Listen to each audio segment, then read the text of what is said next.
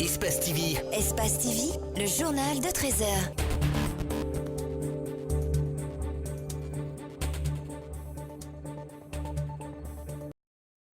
Bonjour et bienvenue dans le 13h sur Espace TV en ce 27 janvier. Les grandes lignes de cette édition, quelle constitution pour la Guinée au sortir de cette transition? La question préoccupe et notre rédaction a interrogé des acteurs sociaux et même des juristes. Les attentes sont diverses et vous les entendrez dans ce journal. L'Agence nationale de sécurité sanitaire s'achemine vers la fin la première phase de la campagne de vaccination accélérée contre la Covid-19 en Guinée. Après 1 mois, 10 jours, près de 900 000 personnes ont été vaccinées à travers le pays. Pour compléter la dose du vaccin chez certains candidats, la NSS, depuis des semaines, a lancé des journées de ratissage.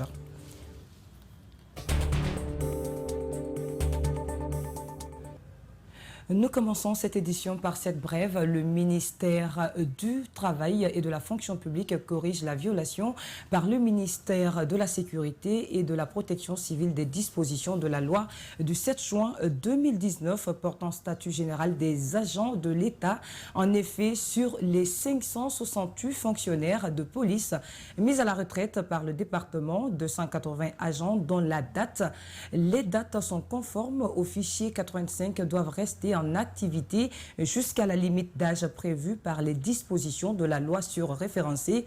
Parmi les 280 fonctionnaires de police n'ayant pas atteint l'âge de la retraite figure en bonne l'ancien directeur général de la police, le contrôleur général Ansoumane de Camara, alias Bafoué, 277e sur la liste, ou encore Fodé Chapeau-Touré, 43e sur la liste. Doter la Guinée d'une nouvelle constitution, c'est l'une des missions du Conseil national de la transition dont les membres sont déjà connus mais attendent de prendre fonction. Quelle constitution pour répondre aux aspirations du peuple guinéen? Qu'est-ce qu'il y a lieu de faire? Réviser la constitution existante ou proposer une nouvelle? Des éléments de réponse, c'est dans ce reportage d'André Moussi Milimouno et Aboubakar Keke Bangoura. Depuis les événements du 5 septembre 2021, le pays est sans constitution. L'ancienne constitution, celle de 2020, dont l'élaboration a entraîné plusieurs manifestations, ne fait pas l'unanimité. Les membres du CNT devraient tirer les leçons du passé et surtout introduire des lois applicables, selon cet activiste des droits de l'homme, aussi membre du nouveau CNT. Le président Sékou Touré a instauré la monogamie depuis le début des indépendances, mais ça n'a jamais été appliqué jusque là où nous sommes. Vous voyez, donc il faut que nous soyons assez responsables pour adopter les lois que nous sommes capables d'appliquer. Ce juriste, lui, se focalise plutôt sur des principes fondamentaux. D'après Adrien Tossa, des questions comme le respect de la séparation des pouvoirs doivent attirer toute l'attention des membres du CNT lors de l'élaboration de la nouvelle constitution. Le judiciaire ne doit pas être inféodé à l'exécutif. Le législatif ne doit pas être juste une caisse de résonance de l'exécutif, où on aura un exécutif prééminent qui domine tous les autres pouvoirs, qui caporalise tout. Non. La constitution de 2010 est l'une des meilleures constitutions qu'a connu le pays, selon cet acteur de la société civile. Il souhaite d'ailleurs que celle-là soit un repère pour les membres du CNT. Amadou Kourouma souhaite également qu'il y ait des lois contre le viol et les violences basées sur le genre. Qu'aucun président ne puisse se permettre de changer cette constitution à sa guise. Il faut que ce soit une constitution verrouillée. Je crois que les partis qui doivent être consacrés au genre, à la protection du genre, il faut qu'on prévoie cette partie, qu'on condamne avec toute l'énergie, toutes sortes de viols faits aux femmes et aux filles de notre pays. Nos interlocuteurs espèrent tous que la Guinée sera dotée d'une constitution inclusive vu la configuration du Conseil national de la transition. Ils étaient au micro de André Moussi et Milimono. La Corède, dirigée par Mamadou Sylla, était en conclave ce mercredi à Dixine. Objectif, faire le compte-rendu de la dernière réunion du CPP, la démission enregistrée ces derniers temps au sein du groupe, puis la présentation des nouveaux adhérents. Bernard Koundouno et Aboubakar Keke Bangoura pour le compte-rendu. La rencontre a pour but de partager avec ses membres les décisions prises lors de la dernière rencontre du CPP, puis procéder au remplacement des membres qui ont récemment démissionné de la coalition. À l'unanimité, c'est le président du parti La Nouvelle-Guinée qui est désigné porte-parole de la CORED. Aujourd'hui, vous avez ma personne, Mohamed Sissé, qui remplace le président Souma de Zessi en tant que porte-parole. Vous avez aussi M. Bouya Konaté qui remplace le président Siaka Bari au poste de vice-président. Le parti GDE de Aboubakar Souma, la GECI de Fodé Mohamed Souma et le MPDG de Siaka Bari sont les partis qui ont démissionné de cette coalition. La CORED dit avoir pris acte et rassure de la poursuite de ses activités. D'ailleurs, elle annonce de nouvelles adhésions. Nous avons connu des démissions au niveau de la CORED et nous avons reçu ces différentes démissions et nous avons pris acte et à partir de là, nous souhaitons bon vent à tous ceux qui sont partis. Et il a été décidé à la dernière réunion de la mise en place de 6 commissions. Ces 6 commissions ont été meublées. La coalition politique Convergence pour la Renaissance et la démocratie CORED se félicite également de sa représentation au sein de la nouvelle équipe du Conseil national de la transition. Près de 21 866 diplômés, dont 5 958 filles sortent chaque année des 49 instituts supérieurs d'enseignement de Guinée pour se retrouver sans emploi.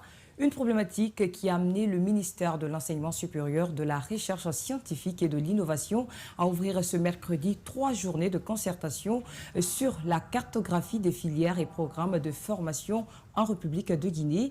Objectif est de faire le diagnostic du secteur avec des acteurs en vue d'améliorer la qualité de l'enseignement supérieur. Compte rendu, Fatoumata Bintabari et Yacouba Traoré. À travers des panels, ateliers et des expositions, ces étudiants, enseignants-chercheurs, entreprises, futurs employeurs et autres vont plancher avec le ministère de l'Enseignement supérieur sur les problèmes d'inadéquation de la formation aux besoins des entreprises sur le marché de l'emploi. La tâche semble rude mais impérieuse. Nous ferions œuvre utile si, au sortir de ces journées de concertation, nos conclusions sont réalisables et capables de créer les conditions d'une réforme profonde du système de l'enseignement supérieur. Ces 3 journées de concertation vont permettre également d'impliquer ces hommes dans la définition des compétences, des méthodes de suivi et évaluation, ainsi que le financement direct et indirect des programmes de formation de l'enseignement supérieur. Pour sa part, le Premier ministre exhorte les participants à intensifier les efforts dans la formation des futures élites du pays, seul gage de développement. Notre pays ne peut gagner les grandes batailles de développement qu'en disposant de ressources humaines de qualité. C'est pourquoi nous devons mettre l'accent sur la formation de nos étudiants et pour cela engager des réformes en profondeur. L'employabilité des jeunes, un problème épineux pour les jeunes diplômés depuis plus d'une décennie. Ces journées sont non seulement une aubaine, mais aussi un moyen pour eux de partager leurs inquiétudes. Nous sollicitons auprès de vous quelques besoins que nous jugeons indispensables pour notre formation académique. Il s'agit entre autres réviser les programmes enseignés dans nos universités et instituts avec des experts de différents domaines. Équiper nos bibliothèques en documents liés à nos formations. En Guinée, le système d'enseignement supérieur compte 78 programmes de formation avec 988 filières reparties dans 49 instituts d'enseignement supérieur, dont 17 publics. À présent, santé dans cette édition, l'Agence nationale de sécurité sanitaire s'achemine vers la fin de la première phase de la campagne de vaccination accélérée contre la Covid-19 en Guinée. Près d'un mois, 10 jours, près de 900 000 personnes ont été vaccinées à travers le pays. Pour compléter la dose du vaccin chez certains candidats, l'ANSS a depuis des semaines lancé des journées de ratissage. Les statistiques de cette première phase des opérations de vaccination accélérée, c'est avec Ali Badara Kamara et Ali Oba. Lancée le 20 décembre dernier à Koya par le président de la transition ainsi que le gouvernement, la campagne accélérée de la vaccination contre la Covid-19 a touché à date environ 900 000 personnes à travers le pays. L'objectif de ce plan de riposte des autorités sanitaires est d'immuniser tous les Guinéens contre cette maladie à laquelle le monde entier est contraint de s'adapter dans son évolution. Cette campagne, il faut savoir que cette campagne, c'est la première phase, le premier tour. Et 3 semaines après, nous allons organiser le deuxième tour. Depuis le lancement de cette phase, la commune de Ratoma a fait vacciner plus de 100 000 personnes à travers ses 4 sites fixes et les 28 équipes mobiles qui sillonnent les différents quartiers de la circonscription. Par rapport à notre objectif, c'est de vacciner 85% de notre population. L'autre pan de cette campagne de vaccination accélérée est la vaccination des cibles dont l'âge varie entre 12 et 17 ans. En l'espace de 4 semaines, 335 534 enfants scolarisés et non scolarisés ont été touchés.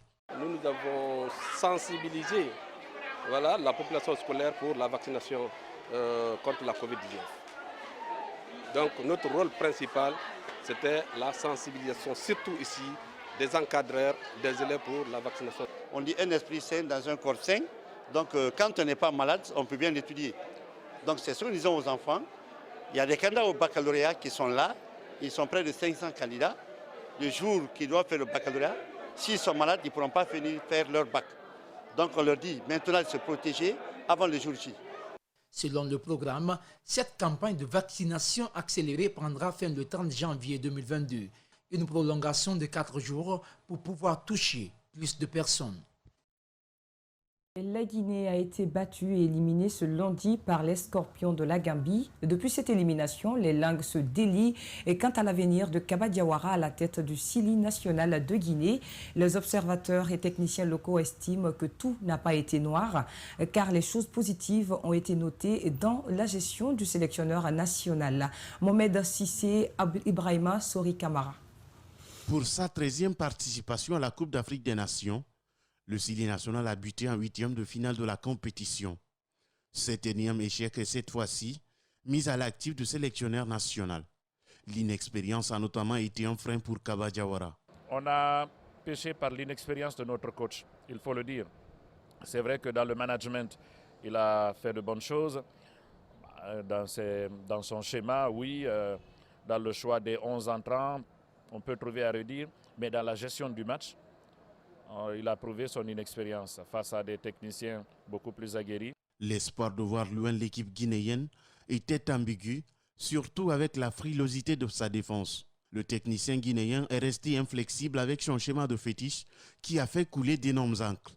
Ce technicien local estime qu'il faut accorder du temps à Kaba Diawara. Tout bon projet, ça s'installe dans le temps. C'est de voir ce qui n'a pas marché. Pas forcément la personnalité de Kaba, à Kaba et à tous les autres, de revoir comment ça a été cette fois-ci et voir comment ça peut être là dans l'avenir. Voir la Guinée au sommet du football africain est un véritable souhait de tous. Mais des choses restent à faire. Loin de remettre en cause le coaching de Kaba Diawara, Souleymane Kamara invite les autorités à faire le choix méticuleusement. Je crois, par rapport à son bilan, c'est aux Guinéens d'apprécier, le ministère et la fédération. Ça, moi, je ne suis pas mieux placé. Tout ce que je sais est qu'on apprenne au moins à faire le choix. Avant, parce que l'équipe nationale, c'est pour tout un pays, n'importe quelle catégorie. Mais avant de mettre un entraîneur, il faut faire un bon choix. La messe n'est pas encore dite quant à l'avenir de Kaba à la tête du Sili national. En attendant de faire le bilan aux autorités sportives du pays. Reportage de cet élément sportif, Mohamed Sissé et Ibrahima Sori Kamara. Et puis la Direction générale des archives de Guinée est un établissement public qui œuvre tant bien que mal pour conserver les mémoires de la nation. Cependant, elle reste confrontée à des difficultés, notamment le défi de la numérisation des documents, le manque des moyens financiers et matériels. Malik Sangana Kamara, Mohamed Kapelosila se sont rendus dans cette direction. Suivez. La Direction nationale des archives de Guinée ou la mémoire de la nation. Ici se trouvent jalousement conservés des documents de la République de l'époque coloniale à nos jours. Placée sous la tutelle de la présidence de la République, cette direction nationale des archives est chargée d'appliquer la politique de l'État en matière de conservation selon la norme générale et internationale de description archivistique. La tâche confiée à cette direction est d'une grande importance. Garder soigneusement les documents malgré les intempéries. Au fil du temps, certains documents finissent par se décomposer ou par se déchirer après moult manipulations.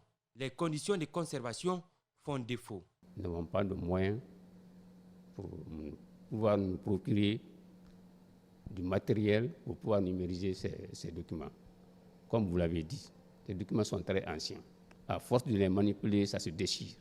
Et quand ça se déchire, ce n'est pas résistant maintenant, c'est trop vieux, ce n'est pas résistant. Plus vous manipulez, plus ça se déchire et ce n'est pas facile de reconstituer ça.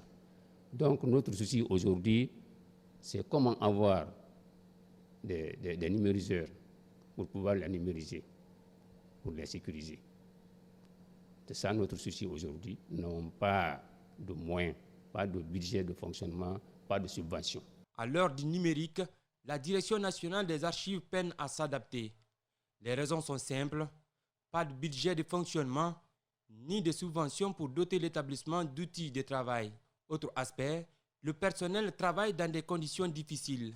De la salle de tri au classement des documents dans les magasins, le gros du travail revient aux stagiaires. Les titulaires, quant à eux, ne semblent pas supporter les souffrances liées à ce travail. Il est déconseillé de travailler aux archives. Vous savez, les dossiers sont poussiéreux. Donc il faut prendre de l'air, le minimum. Donc, et vous parlez de traitement archivistique. Vous qui êtes là, le personnel ne vient pas. Le personnel titulaire ne vient pas. Nous travaillons avec l'assistance des stagiaires. Donc c'est les stagiaires qui viennent nous aider beaucoup. Les 11 magasins, la bibliothèque administrative et historique de la Direction nationale des archives regorgent des documents précieux. Un aspect idyllique pour les amoureux de la lecture, des historiens ou encore des chercheurs. Dans les rayons, les documents sont classés par catégorie, par époque ou par date. Une fois qu'un département envoie ces documents, on les reçoit ici, on les trie. Ce qui est éliminé, on laisse ça ici. Ce qui est à garder, on envoie ça dans les magasins. Pour avoir accès à ces archives, l'abonnement est obligatoire. Il est seulement à 25 000 francs guinéens l'année, plus des photos d'identité. Les gens viennent en grand nombre. On reçoit tous les jours les chercheurs et les lecteurs. Oui, les expatriés comme les Guinéens. Moins de confort dans la salle de lecture, mais pour des besoins de recherche, l'objectif pourrait être atteint. Le plus vieux document dans les rayons date de 1720. Il parle des lois, traités, ordonnances et décrets applicables aux colonies, dont la Guinée. Le document qui parle de l'histoire de la Guinée date de 1720. Donc la période coloniale aussi, les jours, bon, on a ça dans le premier magasin de 1890 jusqu'à maintenant là. Les jours officiels pendant la période coloniale et jusque maintenant là. Donc là, les jours sont, il y a une collection pour ça.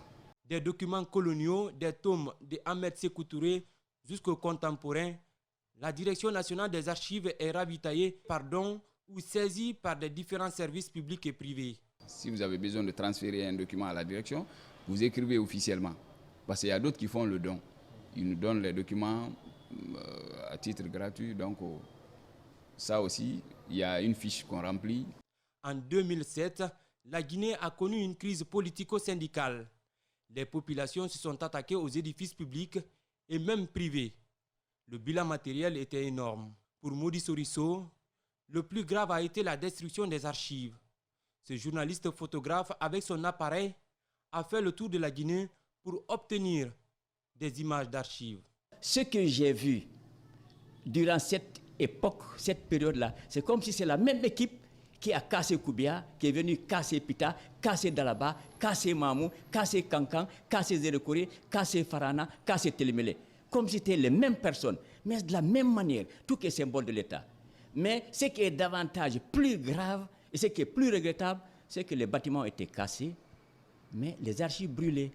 Un bâtiment, on peut le casser, le reconstruire, mais les archives, les brûler, c'est là où le mal a été très très profond. Donc c'est surtout connaissant ça et connaissant l'importance des archives et tout ça que moi je me suis mis à l'œuvre. Donc j'ai fait le tour du pays et ces 2 albums que vous voyez ici, alors j'ai pu justement réaliser ces 2 albums-là que j'ai titrés Des mémoires guinéennes à l'épreuve du feu.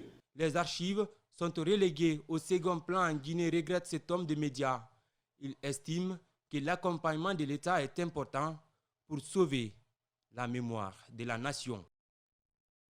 Monsieur, c'est la fin de cette édition d'information. Elle a été réalisée par Antoinette Dédé Onivogui et Alceni Bari, à la technique Fanta Guiré, Kadiatou Fofana et Imam Sori 5 Souma. À tous, merci de l'avoir suivi et bonne journée.